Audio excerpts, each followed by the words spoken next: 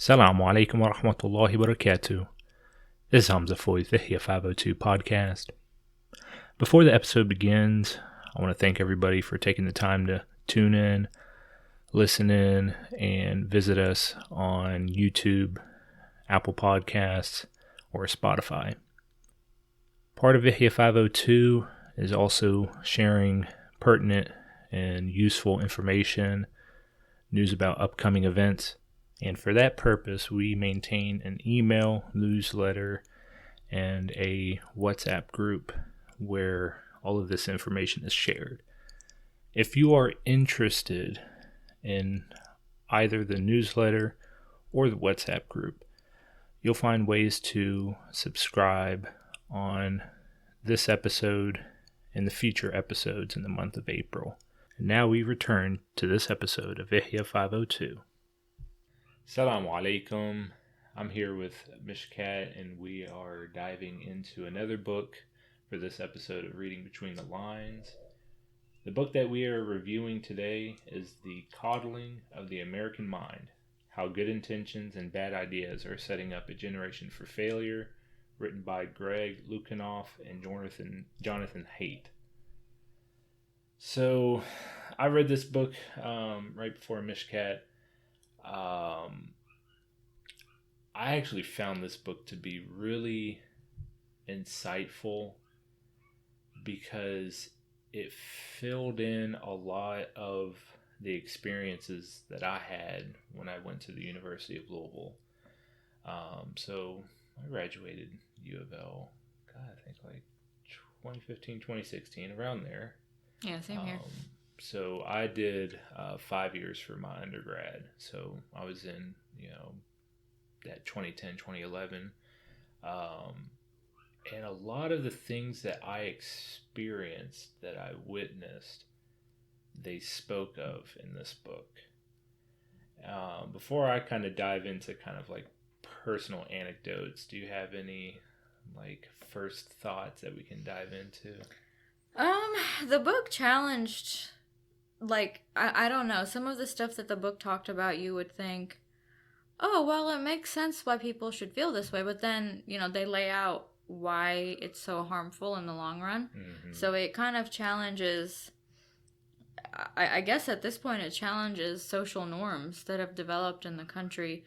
But I don't know. I had a really different college experience in that I took a really, really, really large course load and I worked full time. Mm-hmm. So, the only times I was on campus, I was working or I was in class. And then after that, I just ran away. I was like, I'm not spending another minute here. Mm-hmm. So I didn't do a lot of, extracurriculars. I didn't attend a lot of speakers and stuff like that. I just, I did as much as I could in my classes and everything. And then I booked off campus. So I didn't see that so much on campus at U of L, and I graduated in 2016 as well in the fall.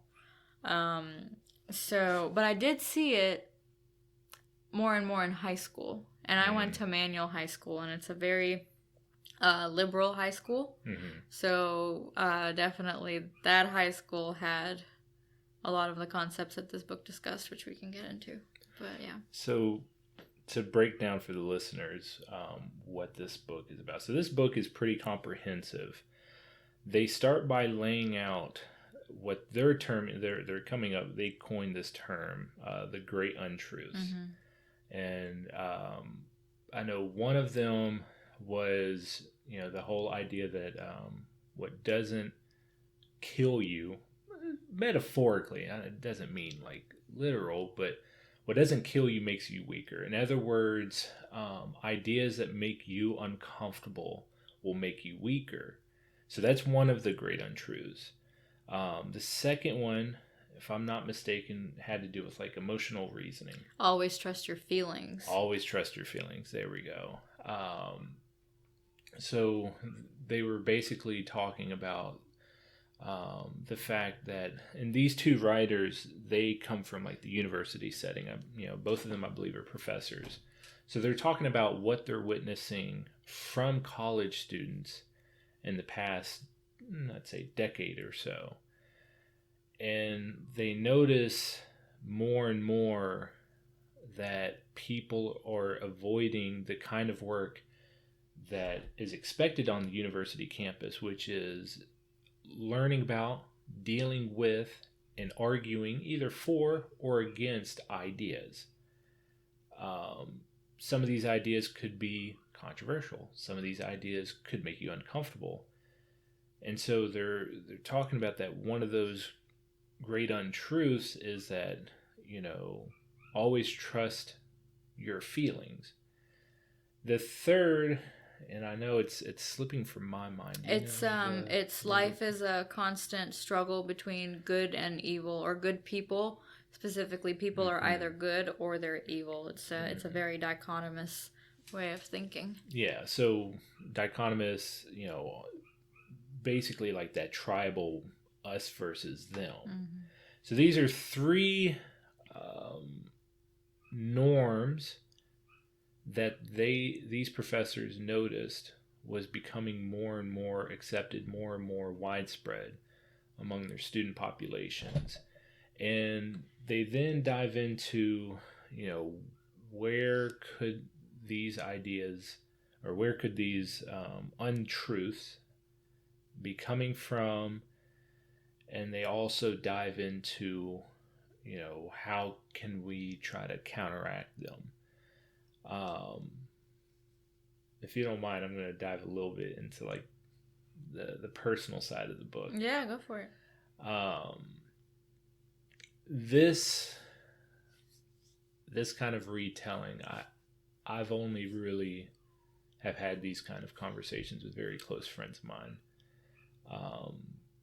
When I was at U of L, so I majored in history. So, history is not a hard science. It's not like one of those natural sciences.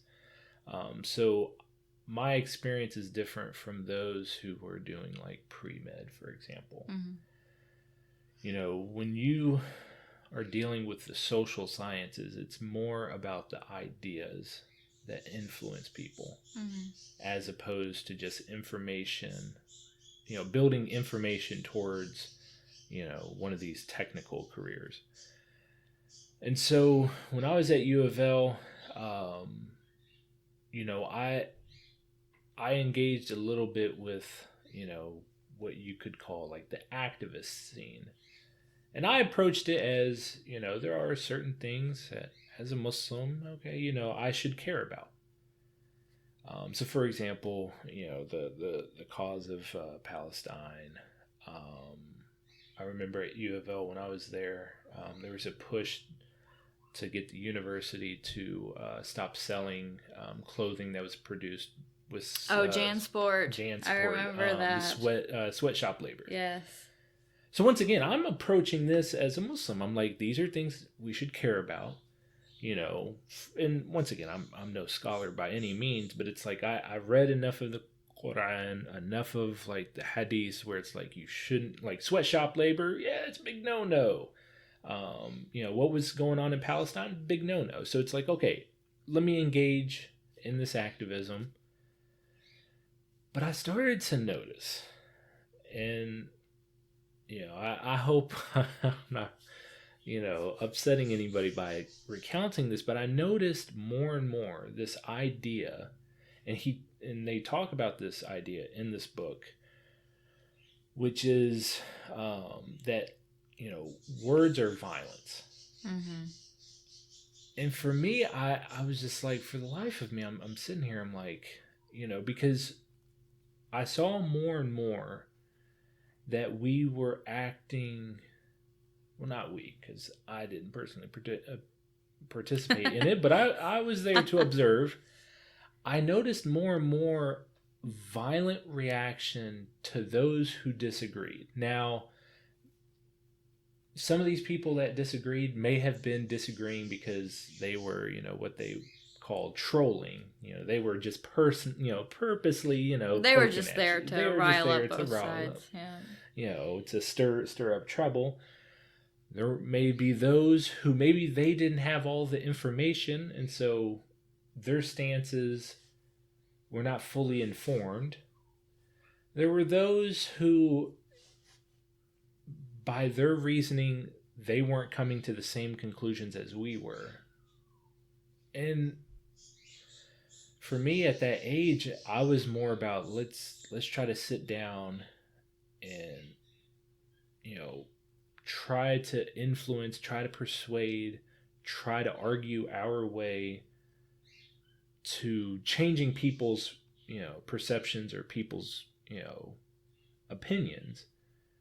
But I noticed more and more that a number of people around me, not everybody, I don't want to paint everybody with the same brush, but a number of people were choosing, instead of trying to convey, trying to persuade, they were opting to just basically yell in your face, get in your face, get, you know, physically violent. Oh, you know, you're a terrible person. And I'm sitting here like, I get it for the trolls. Yeah, you may react like that because, I mean, trolls are just there to, once again, rile up the crowd. But it's like, you have no proof that every single person that disagrees with you is a troll. So why are you doing it? Like, why are you getting violent? And they speak on this in this book. And I mean, for me, I was just like, I'm glad somebody else said it, because I was like, I noticed that same phenomenon. Because I'm not going to lie. You know, my junior and my senior year of college, and this may disappoint some people, I was very jaded with the activist scene. Because it got more and more, I want to choose my words wisely. It got more and more irrational. That's the word that's coming to my mind right now. Irrational with regards to how we treated people that may have had a different viewpoint than ours. Once again, yes, there may be some of those people were choosing their viewpoint because they were purposely, you know, on the Palestine issue. Yes, there may have been people that were purposely choosing to disagree on the Palestine issue because they didn't care about the Palestinian people. But once again, there's also those who did not have all their information. There were those who, you know, they didn't have all of the arguments that would have led them to side with a pro-Palestinian, you know, viewpoint. But I noticed more and more it was also like almost self-consuming, because then it became, well, if you weren't doing enough, oh, well, then you're just like them, the people that, you know, oppose, you know, Palestine. Yeah, so you push away people who would have supported you had you gone through other means to begin with. Exactly. And instead, you're ostracizing and alienating them. And once again, it wasn't just on like the Palestine issue. There was a number of other issues on campus, but I'm not gonna lie, the behavior exhibited, the language used, it became more and more just like, you know, you're either with us or against us.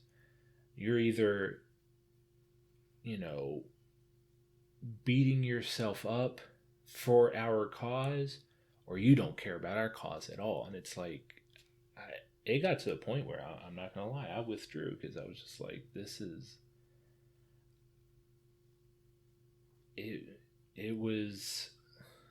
it became less and less rational, less and less about trying to get people, you know, trying to change their opinions by giving them the correct arguments. You know,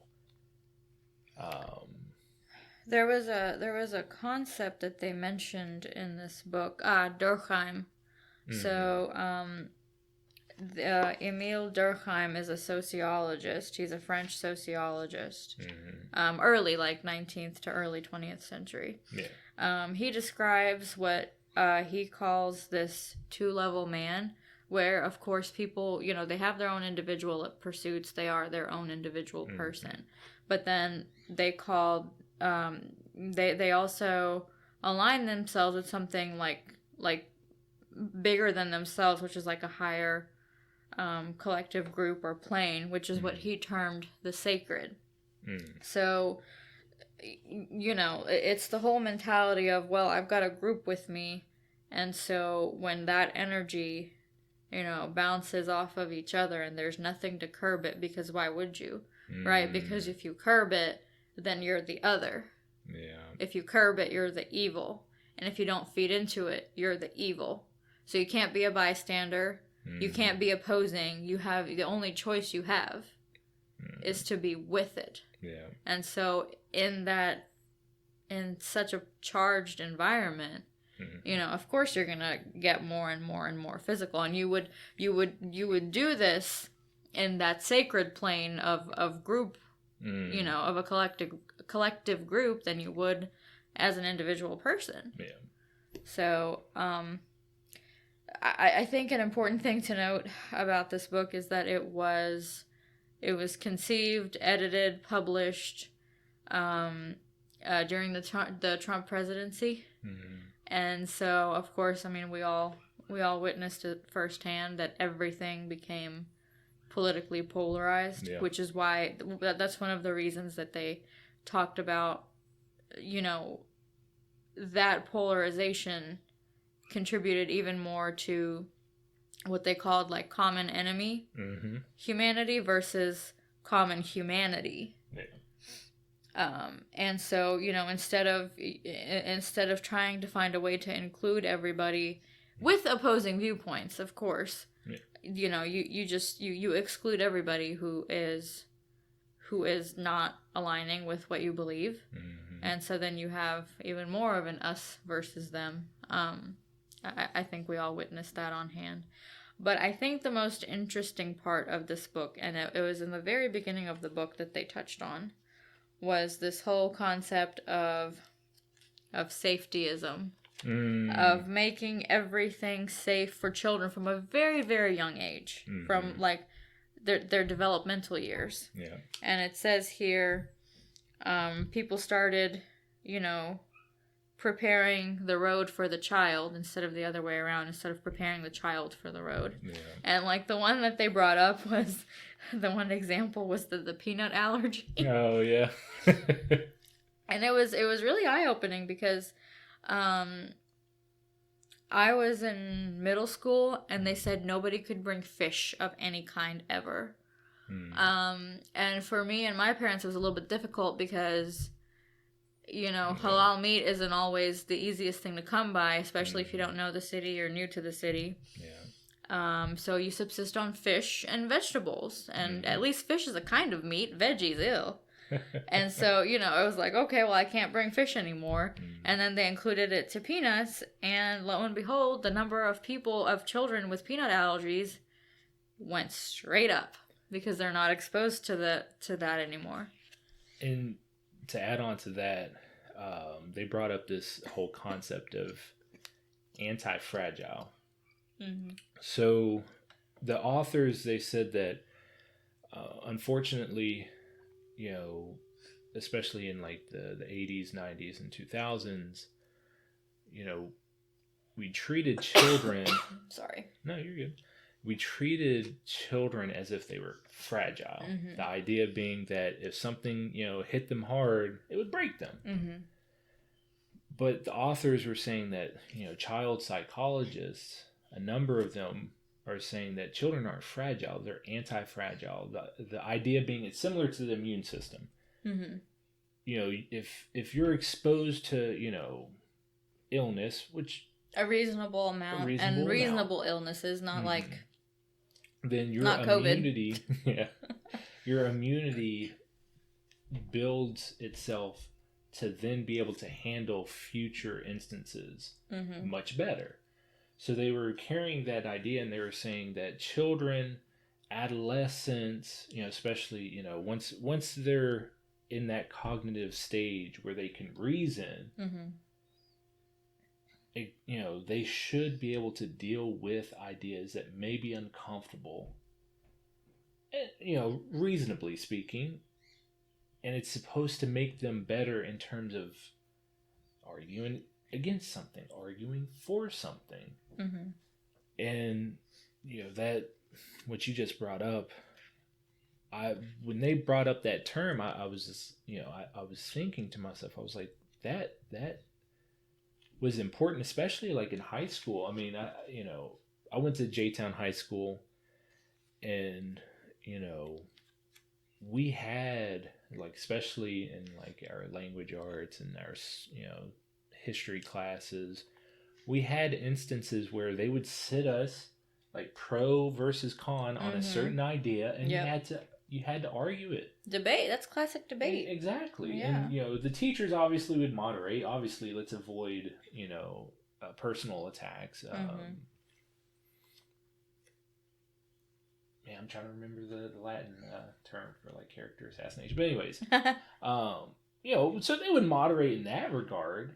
But the idea was that you need to build your ability to handle ideas mentally and emotionally.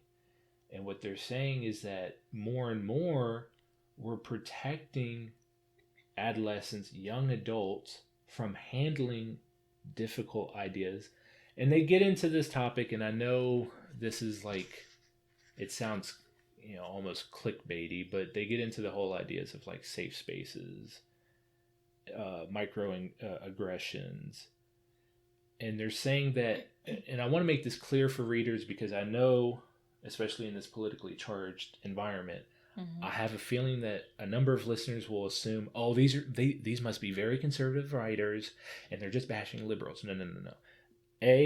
They're knocking both sides, because you see it with liberals and you see it with conservatives.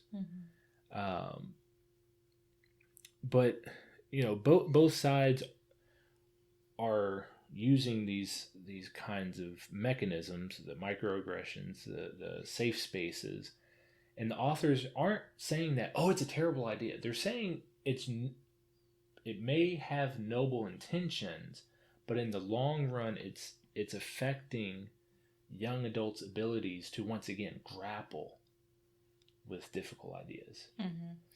And let me add this real quick. I noticed this change even outside of like the university. I'm not gonna lie, in American society in general, we have kind of pushed this idea that like we should avoid talking about politics or avoid talking about religion, which, once again, the short term, I don't want to deal with something uncomfortable, I get it, but long term, it's affecting our ability to just sit and think, and do I agree, do I not agree? I would have times where like I would have like my friends, they may have been speaking with like a classmate about something uncomfortable, or like something that they weren't wrapping their head around, and they would always say, hey Hamza, can you talk to, and I'm like, you gotta be able to grapple with these ideas, like but my bad. Sorry. No, you're good. The thing I wanted to point out about this whole concept of anti-fragility, right? So let's think about it. What is fragile? It's something that will likely break if it's put under any kind of extra stress. So what is anti-fragility, right? Anti-fragility, as they're defining it in this book, is the need for, I'll say it, the need for negative and challenging experiences. Because, so one other thing that they point out in this book is that we are made up of about 22,000 genes, like our brain, right? It has 22,000 genes that'll, build it out. It'll give the building blocks. But over our lifetimes, as we are experiencing things, we end up with over 100 million neurons and hundreds of trillions of synaptic connections. And those can only be achieved by experiences.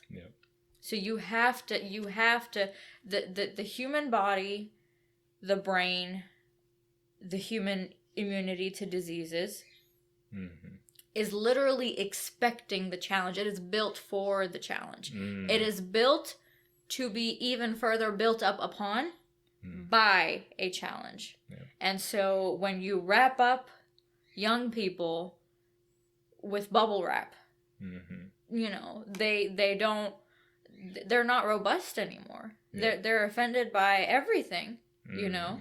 And yes, there are instances where you could be offended if someone comes up to you and says, "You're the ugliest son of a blah blah blah blah blah." Like, yeah, of course you're gonna be offended. Yeah. But if that person just walks away, you know, my instinct would be, well, they walked away. Next time, I'm just gonna make sure I stay away from them. You know, these days people might start throwing punches. Which, I mean, that's an extreme example, but when you've got issues that, you know, you believe one way or the other, and that's fine. But when you really think about it in your day-to-day life, is it making it difficult for you to do what you need to do? Young people are taking these types of issues that are not so... They're not life or death, for the most part. I will qualify, for the most part. Some issues are. And they're turning them into a life or death kind of scenario. And they are terming all of it under one umbrella, and that umbrella, I have it in here, is trauma. It traumatized me. So trauma used to be, you know, it used to be for something very specific. Like, you've seen something that most people do not experience, so most people would not have the ability to really handle it, right? Traumas are reasonable. A lot of what the military experiences is traumatic. And I mean that in any country that has seen, you know, military action, America being the top, of course. You know, we define trauma for that. We define trauma for people who have been severely assaulted, you know, things like that. Things that are out of the ordinary, things that most people do not experience in their lifetime. But now all of a sudden, everything's traumatic. Oh, I'm so traumatized by this person's speech. And it's like you're overusing a term, and you're making it okay for yourself, and not you, but you're making it okay for young people to identify themselves as victims. You're either an oppressor or you're a victim. And increasingly, well, I definitely don't want to be an oppressor, so let me just victimize myself. So I don't know. They touched on that, and I thought that was just... I think one of the other things that they talked about is this movement from how you interpret something. You're moving kind of the goalposts from intent to impact. So they were talking about like the concept of microaggressions. And you know, for me, I find that more and more, because I've had many, I would term like cultural faux pas, like cultural like mistakes, because I'm just not aware. Really, you? So I'll give you an example. Oh no. Okay, so, and I think I mentioned this in another podcast. In my family, and also in a lot of other circles, we call Hamza the cultural chameleon. So, but I've had a number of like faux pas. I remember like the first time I went to the 4th Street Masjid, not the one by Churchill Downs, the one by U of L. You know, one of the Iraqi brothers, he approached me, and like he went to like kiss me on both cheeks. Now, okay, bear in mind, I'm not that educated about that culture where that was just seen as just like blasé. Yeah. I'm unfortunately come from an American culture where it's like, you know, guys don't do that. And so, you know, I've recoiled. I was just like, well, you know. And of course he explained to me, but once again, in this setting, in these kinds of settings that these professors are describing, I would have basically committed a microaggression, because it's like, oh, I'm not respecting your culture. But once again, my intention from recoiling wasn't to, you know, to slight your culture.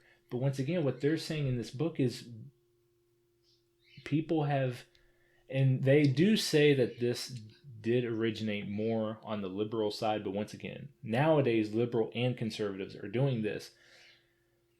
When you interpret something said by another person, because once again, we don't know the other person's nia, right? I can't read your mind. I can't read your heart. Mm-hmm. You can't read my mind. Can't read my heart. So when it comes to interpreting, what's important is the intent. Mm-hmm. So, for example, going back to that little cultural faux pas, my intention was not to say, "Oh, I spit on the Iraqi culture." No.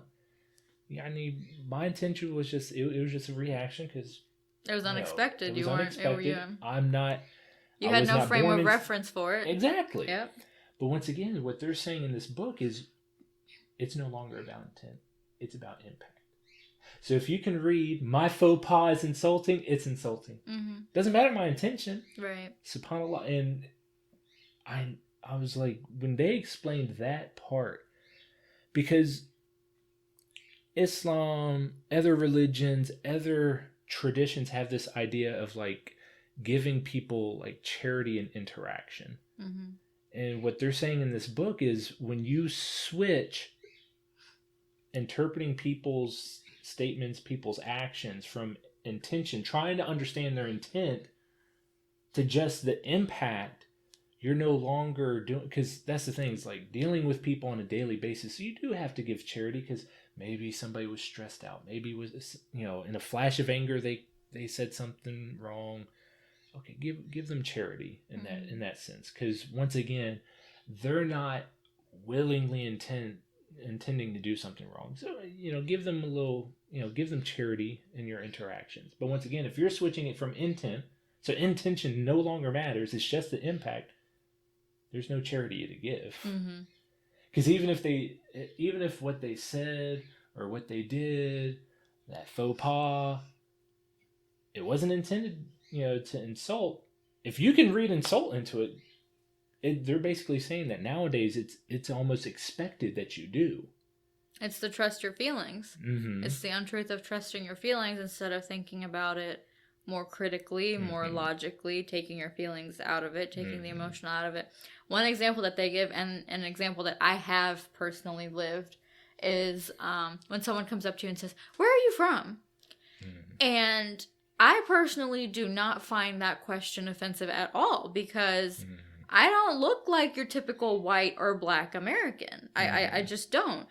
People look at me and they guess anywhere from Middle Eastern and Asian, which I am, to Hispanic and Latino. And I see it. I mean, I kind of see like why people would think that. And so when people come up to me and ask me, "Where are you from?" I don't get offended, because I know that they're just trying to like learn a little something. They're not saying, "Oh, you don't belong. You look so different. Why are you here?" I know it's not coming from that, because if it was coming from that, that is exactly what they would have said. I have had people say to me, "Go back to where you came from." That is offensive. Okay, but people coming up to me and saying, "Where are you from?" I cherish that, because it's like, thank you for recognizing what makes me just a little bit different, what makes me a little bit unique. Because, I mean, it's more and more, but when I was little, there were not a lot of Pakistani Arabs. Yeah. That mixture was not very common. It has gotten more common, thankfully. Yeah. But I see people of, other heritages who just want to belong, and that's fine. But they get offended when someone asks them where they're from. "Well, I'm American." And it's like, if that's what you want your answer to be, that's fine. But why is that question so offensive? Because the truth is, we do look different. And that's not good or bad. We just look different. Yeah. We don't look white. We don't look black. We don't, Oriental Asians like Japanese, Vietnamese, Korean, Chinese, they have a distinct look. Each of those have a distinct look. We don't look like that. So, I mean, yeah, people want to know more. And if they wanted to offend you, they would come and say, "You are not of us. Why are you here? Please go back." And people have said that. And in that instance, it is offensive. But when people come to me and say, "Where are you from?" I love that question, because I can talk about where I'm from for hours. There's, being a Muslim revert, and I just found out about this in like the past 2-3 years. But supposedly there's reverts, and once again, let me make this clear. It's not my place to determine how other reverts should feel. I found that there are a number of reverts that get offended when they're asked, why did you become Muslim? Yeah. And for me, once again, it goes back to that intent versus impact. Your intention is just out of curiosity. Or better yet, your intention is, okay, I noticed that you're probably a more practicing Muslim than I am. Let me try to glean a little something. It's out of admiration, exactly. So I can attest to this as what we would call, quote unquote, a born Muslim. When I see a revert, I think, my goodness, like the faith that they have to have to change their entire life. That is really something. And it's not, why? Like, ew, exactly. It's not ever. And so it makes me really sad because I want to know. Like, I want to know the story of why, just so that I can make myself better. Because clearly this person did what, I couldn't do, And so it comes from curiosity, yes. It comes from admiration. It comes from a desire to better yourself. And you may not feel it in that moment, but intrinsically... That's what it is. So anyway, you go ahead. No, you're good. I totally agree. Like for me, and I noticed that older reverts are also like we're on the same page where it's like we don't get offended because once again, we still have that framework where we're interpreting what people ask us based on intent. Nothing in your words are overtly saying, nothing in the words, why did you become Muslim, is saying something negative. It's just... It's a question. It's a matter-of-fact thing. It's not negative, and exactly. Technically the words themselves are not positive, but there's generally more of a positive inflection behind them, at least. Yeah. Because people who are, again, quote-unquote, born Muslim... They don't have that frame of reference of, we've been Muslim all our lives. We have, if we're Muslim, then we have, relatives who are super practicing, or we may be super practicing ourselves. So we don't know the other. We don't know what it's like to not practice and be non-Muslim. Yeah. And so to see someone who was non-Muslim before come into the fold, it's like... Yeah. And it almost cements in your own belief, like this is right. Like somebody who was so far out of it could come into the fold. We must be doing something right. So I just cannot imagine how those types of questions could be offensive. I tell people, like, I'm glad that they asked because, like you said, we've had the experience where we were not Muslim. We were engaging in stuff that was obviously deteriorating to ourselves, to our souls. So it's like when people ask, it's, and sometimes they tell me outright, like, I just want to know because you've made the decision to leave all of that and to better yourself. So it's like we could be reminders, even to those who were born Muslim and may have like kind of slipped. They're trying to pick themselves back up. Look, we've got something to offer because we can help rationalize. We can help you comprehend why maybe you should leave X, Y, and Z that you're doing behind. Hey, try to become a better Muslim. Any last thoughts on the book? It was very eye-opening. It was indeed. And like I said, I found it challenging all of like my preconceptions almost at every turn. So the one thing that I would probably challenge this book a little bit on is the concept that people are making their kids so safe because of the fear of abduction. They did mention that. Yeah, that was a bit of a stretch. I really don't think. You don't think? I don't think. They do a good job. I will say this. They do a good job at, and I don't find a lot of people making this distinction, that there's a distinction in how families operate that are like considered working middle class and families operate in kind of that upper class, what they would term elite setting. Because I'm not going to lie, I don't think we talk about class enough in the United States, but there are clear distinctions. I'm just not going to lie. Yeah. And this is coming from somebody on my side of the family. We're from Appalachia, so I've brushed shoulders with quote unquote wealthier families, so it's like I see differences. But yeah, they go into the book, so they talk about this whole idea that like parents are becoming more and more almost too conscious of the safety of their children.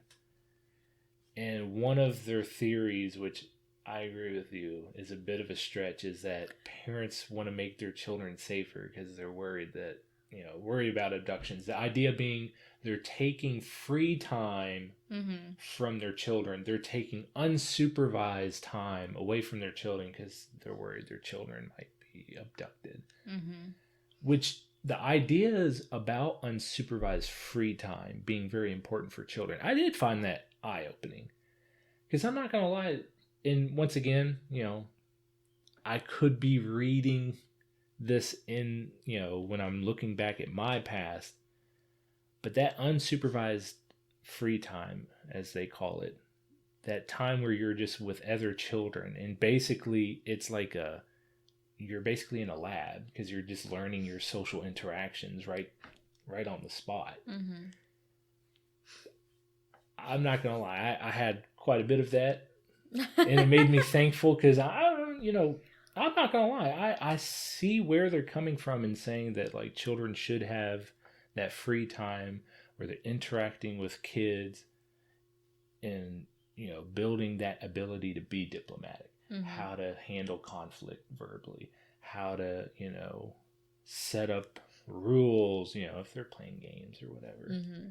But then the whole idea that parents took that away from children because they were scared of abductions. I was kind of like, I think, well, intrinsically, I think I would agree with it, honestly, to a level. Just because, think about, because, we have the rise of the internet, right? We have so many things on the internet. We have social media. We have private chat rooms, which, well, we have DMs now. Excuse me. I just dated myself. Private chat rooms. And we have, the rise of the dark net. What goes on the dark net? I don't want to say it, but it goes there. And so there is a market for abducting children. And so people don't put that two and two together, but it is definitely if I leave my child alone, something will happen. And if it is the fear of abduction, you could leave your child unsupervised in your backyard, which is fenced in, or leave them unsupervised in a playroom, which has all kinds of tactile, visual, auditory, experiences. You could have play dates for your children where you invite, of course, not with COVID anymore, but invite your fellow mothers, your fellow fathers, whatever, and let them have at it. So there are ways to have unsupervised play without the risk of abduction. But that's the part I disagreed with. I was like, I wouldn't agree that abductions are going down. I would not agree with that at all. And I would say that is a legitimate fear.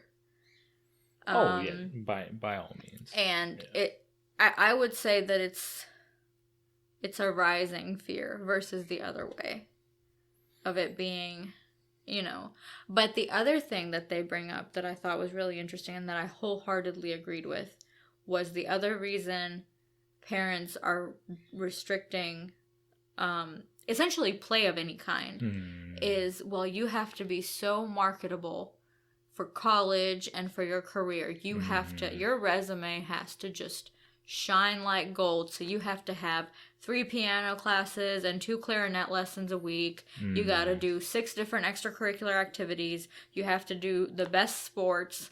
You just have to market yourself. You have to be the leader of what's a club that's Future Leaders of America. all that stuff that just takes away time from just playing. And see, the authors, they make that distinction. So, I talked about unsupervised free time. Mm-hmm. And so you brought up like all the extracurriculars, that especially children belonging to wealthy families are put into. Mm-hmm. The authors are making a distinction between the unsupervised free time and the structured extracurriculars, which once again, you would say, yeah, I'm filling that this kid's free time with these extracurriculars. What they're making this distinction is that with these structured extracurricular activities, you basically have done all of the mental work for them, yes. Mm-hmm. To know how to structure their day, yep. how to manage their time, mm-hmm. how to make a schedule, how to actually execute any kind of event. Whereas with unsupervised free time, once again, all that I just described, making a schedule, mm-hmm. how to execute, mm-hmm. all that is in the children's hands. They have to learn how to do that. Right. I've really loved this book. And I definitely encourage people to read it. This book is balanced. Whether you self-identify as, a conservative, a liberal, or whatever, this book is balanced in the sense that they're not talking about the tit for tat, who did it first. They're mm-hmm. talking about what are the behaviors that are becoming prevalent among the youth. What are some of the, fallacious ideas that are becoming prevalent among young adults? They talk about, where they could have come from, which once again, I don't agree with everything they said in terms of where it could have originated from. But I definitely have observed these behaviors, encountered these ideas personally. I'm not going to lie, I've found a lot of these ideas and behaviors egregious. Doesn't matter your political leaning, your religion, whatever. These ideas and behaviors that they describe affecting young adults are harmful in the long term, because it's making it to where they cannot encounter ideas on a regular basis and know how to reason. Mm-hmm. And then they touch upon, what can we do to kind of counteract the influence of these ideas and behaviors. I think each person is going to have to kind of come to terms with like how do we kind of push these ideas and behaviors aside. Any last thoughts? No, other than, if you, or I shouldn't say you, if people are going for the, I have to be agreed with all the time, otherwise I feel physically unsafe. I have to, speak out about this. I have to, lash out. Man, I don't know what to tell you, especially if you're a person in college who is being essentially inundated, because now, we live in such a litigious society, meaning that everything gets you a lawsuit. Mm-hmm. Administrators and professors are having to basically baby-proof everything. Mm-hmm. And so, maybe think about if that's what you want. You want to be surrounded by people, yes, all day, because the world is not like that. Mm-hmm. And it doesn't matter how politically charged things get. It doesn't matter how much controversy, conspiracy, conflict there is. The people will never be a homogenous bunch that will agree on everything. Mm-hmm. And as Muslims, we can see it in our Muslim society. I mean, how much is there that Muslims, I won't say disagree on, but they have different ways of interpreting certain things, right? I mean, even Islam itself, the religion, our God, has left so much up for us to be the judge of. Yeah, like ijtihad, exactly. Where it's like, right. Reasoning, scholarly consensus. Right. So as young Muslims, think about that, where it's like your own faith that is supposed to make up everything about you, essentially, like, you know, in the background, like it's a lifestyle. It's not a let me pick it up on Sunday, drop it off. Yeah.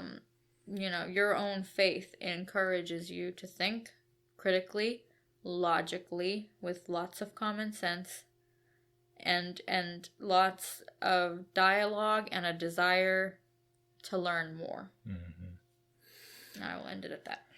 I think my final thoughts are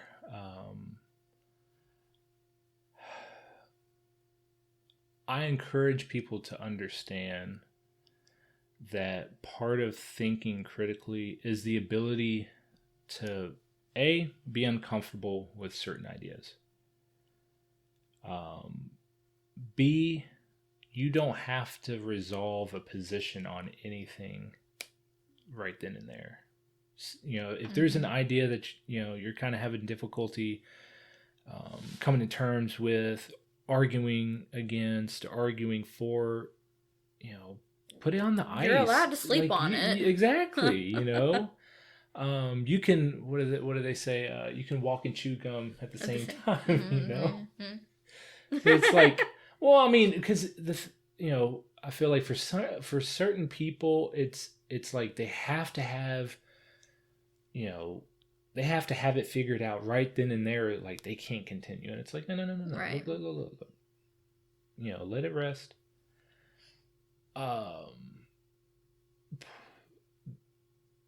Another thing that I think is important, and I'm speaking more for like the Muslim audience. You know, Niccolo Machiavelli, he's the one that said, you know, the end justifies the means. Mm-hmm. And I hate to burst the bubble, but in Islam, we don't operate on that Machiavellian principle.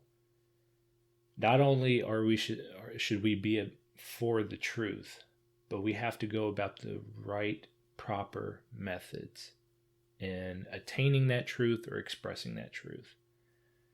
You know, for example, if you're, you know, at a protest, you should not be cussing and hollering. Mm-hmm. I'm sorry.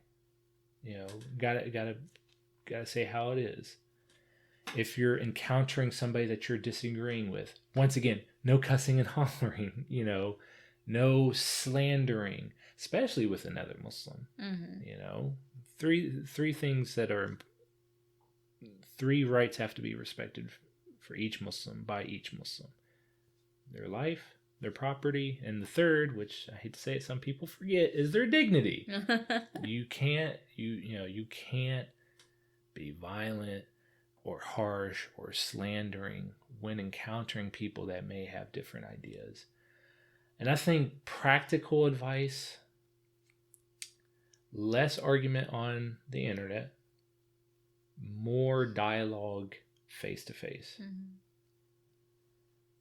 I think, and once again, I know for a lot of people, they probably would roll their eyes and say, "Oh, yeah, he's sounding like a Luddite," but it's like, I'm not saying anything wrong about technology, but it's like we have to ground ourselves in like the day-to-day bumping shoulders with people, companionship, having dialogue, over like arguing on stuff like Twitter and Facebook and all that. Mm-hmm. You know, it's better for our health.